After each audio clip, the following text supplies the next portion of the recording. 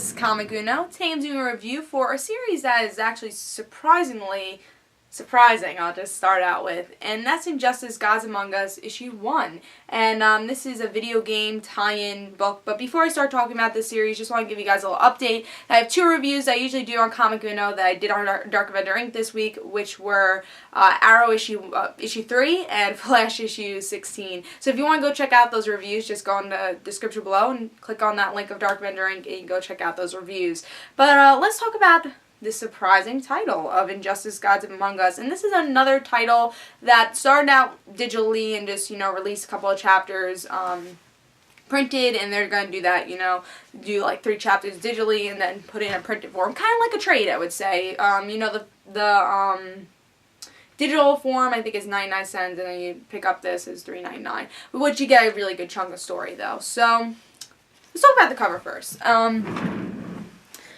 Pretty much the art, what we're going to get with the video game. Not loving Flash's mask. And Batman looks kind of cool. I think he's going to look cooler in the video game. But everyone looks pretty cool. It definitely is a type of video game art, which I really like. And I'm glad that they did it this way, because I think people who want to pick up this video game are really excited for it. They'll be like, oh, wow, cool, that looks like the video game. They'll pick it up. It's like, oh, this is an awesome story. This is what the video game is going to be about. So, I thought the cover was really good. But let me just tell you something about, my past on video game comic books.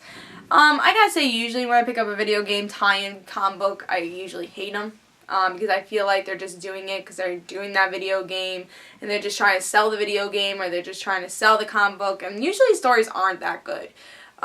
So I was definitely hesitant to pick this up, but I wasn't getting a humongous amount of comics this week, so I definitely had room to pick up this one issue, and I'm like, what could be interesting? I'm interested in the video game, and maybe I'll get a little in-depth story of it. So I was very skeptical about it, but still excited to read this also, because I've been hearing good things about the digital comic, and the one that was released this week, I'm not sure if this was part of it, but the ending was pretty shocking, so I think it is part of it. I heard the chapter 3 was really good, so I was like, alright, let's see if this is good. But let's see if it is good. Let's talk about the story. With this issue, we got to see Clark and Lois are together, so this is definitely not New 52 story, and Lois is pregnant, and Clark is just happy. He's happy that he's gonna have a kid, and with Lois. I don't know if they're married or not. I think they probably are in this, because this is pre-New 52, so he's having a kid with his wife, and Batman, he's happy too in his own little way, being happy for Clark, his best friend. We get to see their friendship in here. And Lois says, alright, I have to do something for the Daily Planet, but I'll be back. But Clark is a little hesitant because he's like, oh, we're having a kid on the way, maybe you should relax. But Lois is like, I'm not the person that relaxes. I gotta go, so I'm going to be with Jimmy. So, we find out they go to this dock thing, and she gets kidnapped by the Joker and Harley. So Jimmy dies, he gets shot. So that's something that's very surprising. And now Batman's like, alright, everyone in Justice League, reserve members, everybody, we have to go find this woman. He's like, what's so special about this woman? And Batman's like, she's part of the team. We have to go. And, everyone's on this rescue mission for Lois. And Superman finds Lois with the Joker. And it seems like the Joker changed Lois into this doomsday type of character. Clark's just worrying about the baby. Lois, like, what happened? So we find out, Clark is actually fighting Doomsday, bringing Doomsday up to space, and we find out as Batman is, discovering where the Joker took Lois and everything, we discover that this is just part of the Scarecrow's chemical. So Clark is just seeing this out of fear, and this is not happening. That's what the Scarecrow does. So we get to see in the end of this issue, the big cliffhanger is that Clark kills Lois, technically, because he thought it was Doomsday, so he brings her to space, and he can't hear any heartbeat, not the baby's and not Lois's. And I see something, I think, blew up also in the ending, but I felt like the Lois part was even more surprising. Something blows up in the end.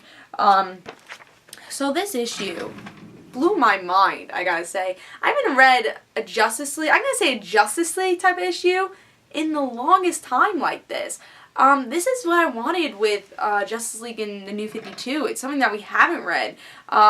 These characters were brilliant in this issue, and I can't believe I found this in a video game tie-in issue. I'm telling you, my past with video game tie-ins, I've never liked them. I was actually planning on doing a topic video a long time ago about it. Still on my list to do, but I never liked video game tie-ins until now. This was brilliant. I feel like just thinking of it as a comic book, it was great. Seeing Lois pregnant with the baby and then seeing Clark kill Lois and just how is he going to react to that, and this is based on the video game?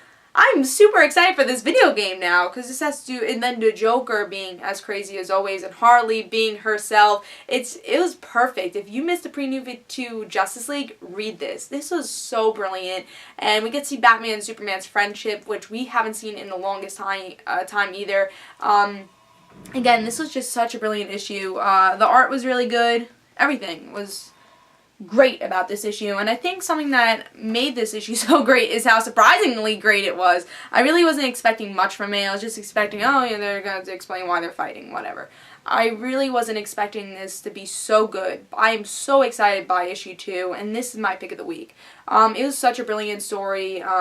You feel the pain of Superman, you feel the happiness of everybody, you see the emotion, and again, this is the Justice League book I wanted to read when the New 52 came out. You know, if you compare this to the New 52 Justice League and this, it's not comparable. This is great, brilliant. I don't even know who writes it, actually. Tom Taylor, I don't even know who that is. But he does a brilliant job on this. A lot better than Jeff Johns does on Justice League, I'm telling you.